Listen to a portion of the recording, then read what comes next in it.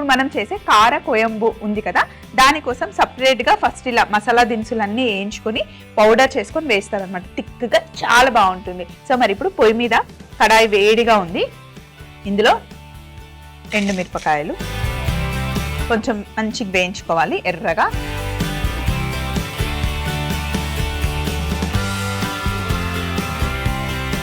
ఎండుమిరపకాయలు వేగిన తర్వాత ప్లేట్లోకి తీసుకోండి. ఇప్పుడు ఒక గుప్పెడు ధనియాలు, కాస్త కందిపప్పు, కాస్త మినప్పప్పు. ధనియాలు, కందిపప్పు, మినప్పప్పు మంచిగా దోరగా వేగాలి. మీకు తెలుసా అండి, మినప్పప్పుని జస్ట్ కడిగి బాగా వేయించుతారు మంచి కలర్ వచ్చే వరకు. అసలు మినపప్పు వేగుతుంటే మంచి సువాసన వస్తుంది. మినపప్పుని బాగా వేయించి పక్కన పెట్టేసి ఉల్లిపాయల్ని ఎక్కువ ఉల్లిపాయలు వేసి మినపప్పు కూర చేస్తారు. పెసరపప్పు కూర మనం ఎలా చేసుకుంటామో తెలంగాణ స్టైల్లో మంచిగా అల్లం వెల్లుల్లి వేసుకొని అలా మినపప్పుని కూడా కూర చేస్తారు. చాలా బాగుంటుంది. మినపప్పుని ఫస్ట్ మంచిగా వేయించాలి, వేయించడంలోనే ఉంటుంది అనమాట. ఎవరికైనా తెలియకపోతే, ఒకవేళ మీరు ఎప్పుడైనా తినుంటే దాని రెసిపీ కావాలి అంటే నేను చెప్తాను.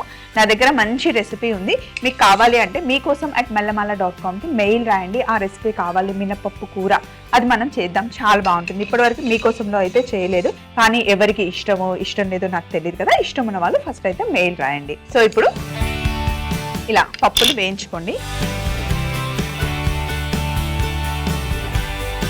మినప్పప్పు, కందిపప్పు, ధనియాలు వేయించాను. ఇప్పుడు కొంచెం జీలకర్ర,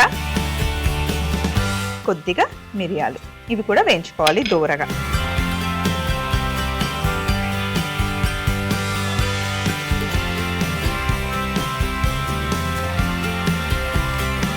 జీలకర్ర, మిరియాలు కూడా వేగాయి. ఇప్పుడు వీటిని ప్లేట్లోకి తీసుకుందాం. ఇప్పుడు ఇదే వేడి కడాయిలో మనం మామూలు నూనె వేయట్లేదు, నువ్వుల నూనె కొంచెం ఎక్కువ పడుతుంది.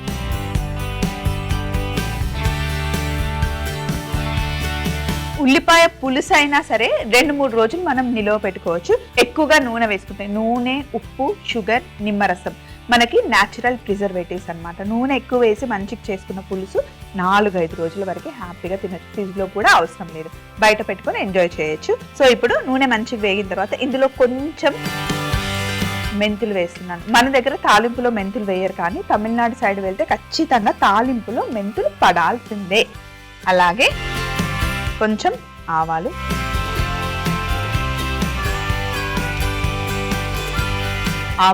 మెంతులు వేగిన తర్వాత ఇప్పుడు ఎండుమిరపకాయలు మంచి కలర్ నల్లగా అయ్యేంత వరకు వేయించుకోవాలి.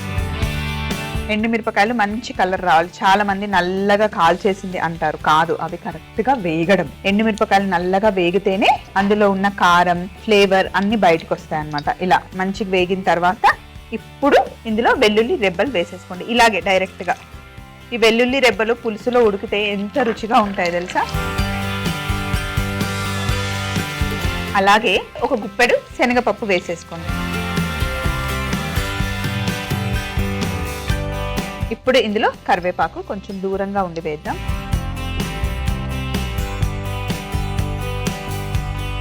ఇప్పుడు ఇందులో ఉల్లిపాయ ముక్కలు పెద్ద పెద్దగా కట్ చేశాను, అవి వేసేద్దాం. ఉల్లిపాయ ముక్కలు మంచిగా వేయించుకోవాలి. ఇప్పుడు పులుసే కాబట్టి కల్లుప్పు వేసేయండి. కొంచెం ఎక్కువ పడుతుంది ఉప్పు, ఎప్పుడు పులుసుల్లో ఉప్పు బాగా పడుతుంది. సో ఉల్లిపాయలు వేసాం కదా, ఇవి వేగుతూ ఉంటాయి. ఇప్పుడు మనం వేయించుకున్న ఎండుమిరపకాయలు, ధనియాలు, జీలకర్ర, మిరియాలు, కందిపప్పు ఇంకా మినపప్పు వేసి పౌడర్ చేసుకున్నాం.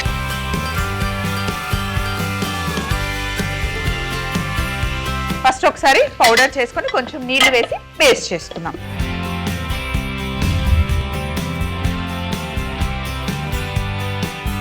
ఇప్పుడు ఇందులో వాటర్ వేస్తున్నా, మిరపకాయ అలాగే ఉంది. ఇప్పుడు దీన్ని చక్కగా పేస్ట్ చేద్దాం. అబ్బా ఎంత ఘాటుగా ఉందో. ఇలా చక్కగా మనం పేస్ట్ చేసుకోవాలన్నమాట. ఎర్రగా పేస్ట్ చాలా బాగుంది కదండి. ఉల్లిపాయలు కూడా ఇలా మంచి కలర్ వచ్చే వరకు వేయించుకోవాలి, పచ్చిగా ఉండకూడదు. ఇప్పుడు ఇందులో మనం పసుపు వేసుకుందాం. చాలా మంది కంప్లైంట్ చేస్తూ ఉంటారు, స్వప్న కూరల్లో పసుపు ఎక్కువ వేస్తుంది అని. నాకు ఇష్టం, ఆ కలర్ ఇష్టం, పసుపు ఎక్కువ వేసుకుంటే మంచిది అని నేను వేస్తాను. ఒక్కొక్కరి వంట ఒక్కొక్క స్టైల్లో ఉంటుంది కదండి. నా వంటలో పసుపు ఎక్కువ ఉంటుంది, మీరు చేసుకునేటప్పుడు కొంచెం తక్కువ వేసుకోండి.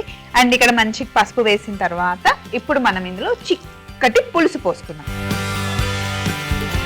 చింతపండు పులుసుది. ఇప్పుడు ఏదైనా పులుసు చేసేటప్పుడు, సాంబార్ చేసేటప్పుడు, పచ్చి పులుసు చేసేటప్పుడు చాలా మంది చింతపండుని కొనేటప్పుడు చింతపండు పుల్లగా ఉందా లేదా, పుల్లగా ఉండాలి, పుల్ల బుడ్డులాగా ఉండాలి అంటారు. కానీ ఎక్కువ పుల్లగా ఉన్న చింతపండు ఎప్పుడు బాగుండదండి. కొంచెం లైట్ ఆ స్వీట్నెస్ తెలుస్తుంటేనే ఆ చింతపండు బాగుంటుంది. పులిహోర పులుసు చేసుకోవాలన్నా, ఇలా పులుసులు పెట్టుకోవాలన్నా, పప్పుచారు చేసుకోవాలన్నా, సాంబార్ చేసుకోవాలన్నా, దేంట్లోకైనా మరి ఎక్స్ట్రీమ్ పులుపు లెవెల్ ఎక్కువ ఉంటే బాగుండదు, కొంచెం కమ్మదనం ఉంటేనే బాగుంటుంది కదా. సో ఇప్పుడు ఇందులో మనం కారం, ఎండుమిరపకాయలు వేసిన కాస్త కారం వేయాలి. అలాగే కొంచెం బెల్లం పొడి ఒక్కసారి మిక్స్ చేసుకుని ఇలా ఒక ఉడుకు వచ్చేటప్పుడు మనం ఈ థిక్ పేస్ట్ వేసేసుకోవాలి. ఇందులో ధనియాలు, కందిపప్పు, మినప్పప్పు, జీలకర్ర, మిరియాలు అన్నీ ఉన్నాయి. అన్నీ వేసి బాగా కలుపుకోండి, చాలా థిక్ అయిపోతుంది. ఇప్పుడు ఇందులో నీళ్లు వేసుకుందాం. ఫస్ట్ పల్చగా చేసుకొని తర్వాత బాగా ఉడికించుకోవాలన్నమాట. ఎప్పుడైనా మీరు ఊరికి వెళ్ళేటప్పుడు ఒక 4 రోజులు నేను రాను, మా ఇంట్లో మా ఆయన ఒక్కడే ఉంటాడు, పిల్లలు ఉంటారు, ఏం తింటారో ఏం వండుకుంటారో అనే ఉంటుంది కదా, ఆ టైంలో ఇలా పులుసు చేసి పెట్టేయండి. రోజు రోజుకి రుచి పెరుగుతూ మీరు వచ్చే వరకు కమ్మగా ఎంజాయ్ చేస్తారు. అస్సలు సరిగ్గా తినలేదు అని చెప్పి కంప్లైంట్ కూడా ఉండదు, హ్యాపీగా మంచిగా ఎంజాయ్ చేస్తారు. వేసేసుకోండి, ఇంకా కొంచెం నీళ్లు పడతాయి. ఫస్ట్ చాలా పల్చగా చేసేసుకోవాలి.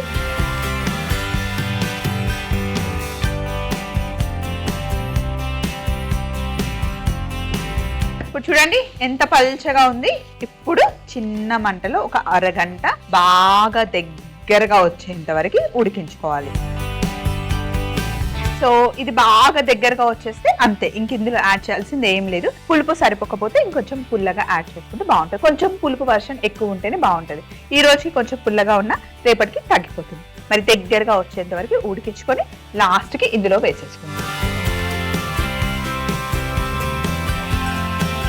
ఇలా దగ్గరగా వచ్చేంత వరకు ఉడికించాలి. మీకు తెలుస్తుందో లేదో కానీ అసలు కిచెన్లో అయితే అరోమా ఫుల్ నిండిపోయింది అనమాట, గుమగుమలు ఆడిపోతుంది. నాకే ఇలా ఉంటే ఇటుపక్కింటోళ్ళకి అటుపక్కింటోళ్ళకి ఎలా ఉంటుందో చెప్పలేను. ఎప్పుడైనా సరే పులుసు వండుకునేటప్పుడు మన ఇంట్లో కన్నా పక్కింటి వాళ్ళకి ఆ గుమగుమలు ఎక్కువగా వచ్చేస్తాయి. వాళ్ళే చెప్పేస్తారు ఈరోజు మనం ఏం కూర వండుకుంటున్నాము కదా. సో ఇలా దగ్గరగా వచ్చేంత వరకు కుక్ చేసుకోవాలన్నమాట. ఈ థిక్నెస్ వస్తే సరిపోతుంది. మళ్ళీ కాస్త చల్లగైన తర్వాత ఇంకా థిక్గా అవుతుంది. సో ఇప్పుడు మనం స్టవ్ ఆఫ్ చేసుకొని గిన్నెలోకి షిఫ్ట్ చేసుకున్నాం. ఈ పులుసుని మీరు కుండలో పెట్టుకుంటే కనుక ఇంకా చాలా బాగుంటుందండి. కుండలో పెట్టిన తర్వాత అసలు వేరే దాంట్లోకి షిఫ్ట్ చేయకండి, అలాగే వదిలేస్తే ఇంకా కమ్మగా చాలా బాగుంటుంది అన్నమాట.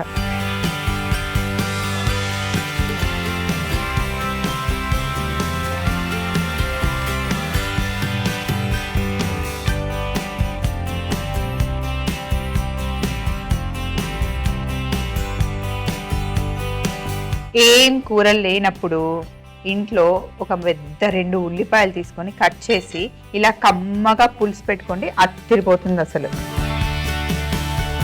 ఆనియన్ కార కొయంబు తయారీ విధానం. ముందుగా ఒక బాండిలో ఎండుమిరపకాయలు వేసి వేయించుకోవాలి. తరువాత ధనియాలు, కందిపప్పు, మినప్పప్పు వేసి వేయించుకున్న తర్వాత జీలకర్ర, మిరియాలు కూడా వేసి బాగా వేయించుకొని మిక్సీ జార్ లోకి వేసుకొని ఫస్ట్ పౌడర్ చేసి కొంచెం నీళ్లు యాడ్ చేసి థిక్ పేస్ట్ తయారు చేసుకొని పక్కన పెట్టుకోవాలి. తరువాత అదే వేడి బాండిలో నువ్వుల నూనె, కొంచెం మెంతులు, ఆవాలు, ఎండుమిరపకాయలు, వెల్లుల్లి, శనగపప్పు, కరివేపాకు, ఉల్లిపాయ ముక్కలు ఒకదాని తర్వాత ఒకటి వేసుకొని వేగిన తర్వాత కాస్త కల్లుప్పు కూడా వేసుకొని పసుపు వేసి కాస్త కలుపుకొని చిక్కటి చింతపండు పులుసు వేసుకోవాలి. తర్వాత ఇందులో కారం, బెల్లం పొడి వేసి ఒక ఉడుకు వచ్చిన తర్వాత మనం చేసి పెట్టుకున్న ఎండుమిరపకాయ పేస్ట్ వేసి బాగా నీళ్లు పోసి అరగంట చిన్న మంటలో దగ్గరగా వచ్చేంత వరకు ఉడికించుకుంటే ఎంతో రుచికరమైన తమిళనాడు వంటకం ఆనియన్ కార కొయంబు రెడీ అవుతుంది.